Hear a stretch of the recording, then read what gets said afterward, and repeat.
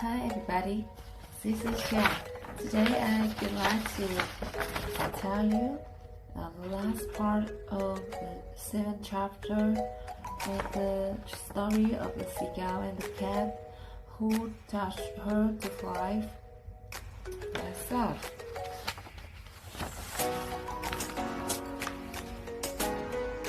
On the page where he found the words stain remover, besides instructions on how to remove stains from marmalade, china ink, blood, and raspberry syrup, they found their formula for removing oil stains.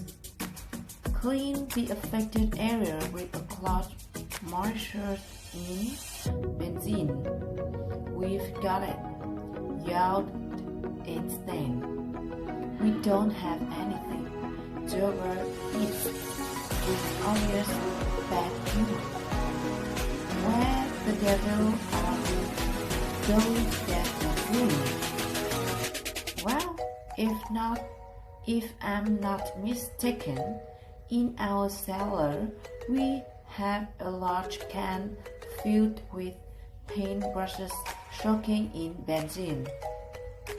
Secretarial, you know what we have to do, the colonel yelled. Excuse me, seagull, but I don't catch. Secretarial apologized. Very simple. It's easy. You will dip your tail in benzene, and then we go take care of that poor girl, the colonel clarified, gazing off in a different direction. I know, not that, not me, Secretarial protested. I recall the menu this afternoon features a double portion of liver and ham rabbit. With my tail in benzene? Mamma mia! Did you say liver and pan gravy? And Stan decided to go with them. So all 4 cats trotted toward the exit.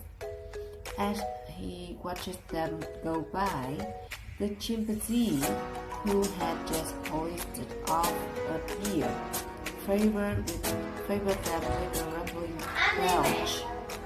That's the end of this chapter. Thank you for listening. See you next time. Bye bye.